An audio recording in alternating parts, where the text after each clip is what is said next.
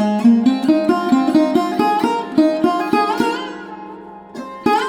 Everyone, welcome back to my channel.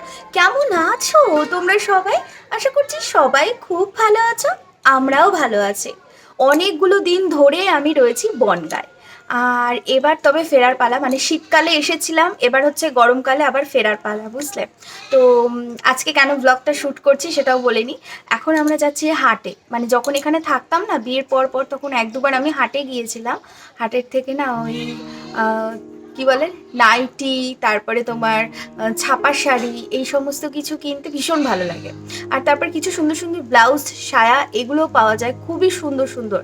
তো সেগুলো কিনতে ভীষণ ভালো লাগে। তো ওই জন্য যেহেতু চলে যাওয়ার সময় হয়ে গিয়েছে, ওই জন্য ভাবলাম যে যাওয়ার আগে একটুখানি নাইটি নিয়ে যাই, কারণ গরম তো পড়েই গিয়েছে, এবার তো গরমকালে নাইটি লাগবে না। তো ওই জন্য ঠিক করেছি যে আজকে হাটে যাব। অনেকগুলো দিন ধরে মানে ঠিক করে যাচ্ছিলাম যে আজকে যেহেতু মঙ্গলবার, তো মঙ্গলবার দিন করে করে না হাট বসে, সপ্তাহে একটা দিন। তো ঠিক করে যাচ্ছিলাম যে মঙ্গলবার দিন যাব, মঙ্গলবার দিন যাব, কিন্তু কোনো মঙ্গলবারই আর যেতে পারতাম না, এইটা ওইটা কাজ পড়ে যেত। যাই হোক, চলো আজকের এই ব্লগটা এখান থেকেই শুরু করছি। আশা করছি আজকের ব্লগটা দেখতে তোমাদের ভীষণ ভালো লাগবে।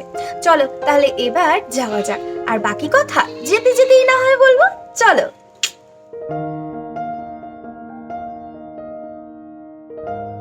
চলো এবার যেতে যেতেই বাকি গল্পটুকু তোমাদের সাথে করে নেওয়া যাক। বেশ অনেকগুলো দিনই হয়ে গিয়েছে জানো আমরা বনগাঁয় এসেছি।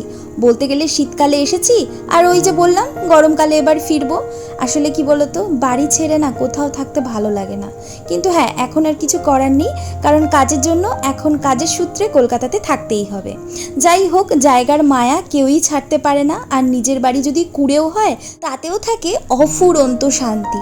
ও আর একটা কথা তো বলাই হয়নি, এই যে যশোর রোডটা দেখছো না, এই যশোর রোডটা জানো তো সেই ছোট্টবেলা থেকে, মানে আমাদের বিয়ের আগের থেকেও আমাদের এই যশোর রোডটা ভীষণ পছন্দের। আর এদিকে হাটে এসেই চলে এসেছি আগে যেখানে শাড়ি থাকে সেই জায়গায়। শাড়ির এখানে এসেছি তার কারণ হচ্ছে দুটো শাড়ি নেওয়ার রয়েছে। একটা হচ্ছে মায়ের সবসময় পরার জন্য একটা শাড়ি নেব, ছাপা শাড়ি, মানে আমার শাশুড়ি মার জন্য। আর ইচ্ছে আছে আমি আমার নিজের রোজগারে আজকে নিজেকে একটা শাড়ি উপহার দেব, কারণ কদিন আগেই বরবাবু আমাকে শাড়ি গিফট করেছে। তো বরের কাছ থেকে এখন আর নেবো না, এখন নিজের টাকায় নিজে একটা শাড়ি নেব। কিন্তু জানো অনেকগুলো শাড়ি দেখলাম, মানে আমার বাজেটের মধ্যে আমার পছন্দ হচ্ছে না। তো ওই কারণে আর মন টন খারাপ করছি না, অনেক শাড়ি দেখে ফেলেছি আর মনেও শান্তি নিয়ে নিয়েছি যে ঠিক আছে পরে আবার কোনো সময় এসে কিনবো। তবে হ্যাঁ, মায়ের জন্য একটা ছাপা শাড়ি নিয়ে নিয়েছি, কারণ মায়ের না ঘরে পরা শাড়িগুলো খারাপ হয়ে গিয়েছে, রঙগুলো নষ্ট হয়ে গিয়েছে, তো ওই জন্য মায়ের জন্য ছাপা শাড়ি নিয়ে নিয়েছি। আর আমি কিন্তু বেশ কয়েকটা নাইটি নিচ্ছি জানো তো।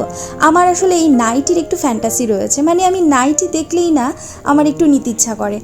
একটা সময় ছিল তখন জানো তো নারীদের এই প্রিয় ন্যাশনাল ড্রেসটা আমার একদমই পছন্দ হতো না।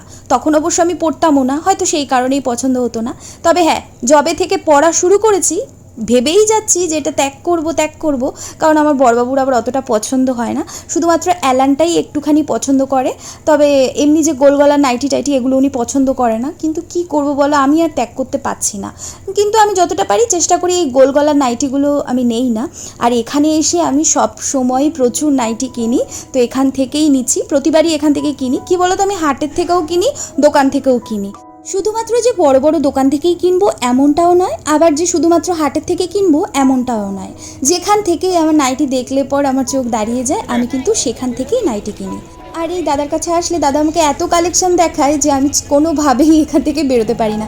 যাই হোক, আমার ভীষণ খিদে পেয়ে গিয়েছে, চলো তাহলে এবার আমরা একটুখানি পেট পুজো করি, আর পেট পুজো করতে করতে তোমাদের সাথে বাকি গল্পটুকুও সেরে ফেলি, কেমন? হ্যাঁ, এখন আমরা যাচ্ছি কচুরি খেতে। কচুরি তো না, লুচি না। আমার বড়বাবু যখন অনেক ছোট্ট ছিল তখন তার স্কুলের সামনে এই দাদা এরকম লুচি ভাজতো, তো সেই আমল থেকে সে খেয়ে আসছে। আর এখন বড় হয়ে গিয়েছে, তাও কিন্তু এই দাদার কাছেই খেতে আসে। তো যেহেতু আমার বড়বাবু ওনাকে দাদা বলে, তাই আমাদের একদম পরিচিত, আমিও না ওনাকে এখন দাদাই বলি। কি আর করা যাবে, বর যা বলবে আমিও তো তাই বলবো, তাই না? তো এখান থেকে এখন লুচি খাবো আর ঘুগনি খাবো, আর তার সাথে একটু ডিম সিদ্ধ খাবো। আচ্ছা, এবার তাহলে তোমাদের সাথে কিছু কাজের কথা বলি। প্রতিদিন না এই ইউটিউবে আমি ভিডিও কোনোভাবেই আপলোড করতে পারছি না, কারণ প্রথমত বড়বাবুর অফিসের কাজে তাকে কিছুটা সাহায্য করতে হয়, তারপরে আবার আমি এখন ফেসবুকে মানে একদম নিয়মিত প্রফেশনালি কাজ করছি, মানে ঘন্টায় ঘন্টায় আমি সেখানে আপডেট শেয়ার করছি আমার সমস্ত বন্ধুদের সাথে।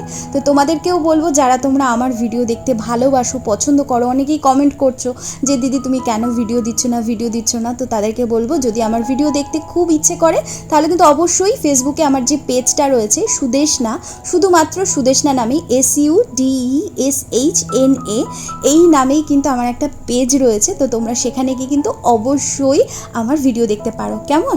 আর দেখো একদম লাস্টে চলে এসেছি একটুখানি সায়া নিতে, যেই সায়াটা না আমাকে আমার শাশুড়ি মা নিতে বলেছে, মানে আমাকে টাকা দিয়ে দিয়েছে, বলেছে অবশ্যই জানো আমি আমার নিজের জন্য এই কুচি দেওয়া সায়া কিনে আনি।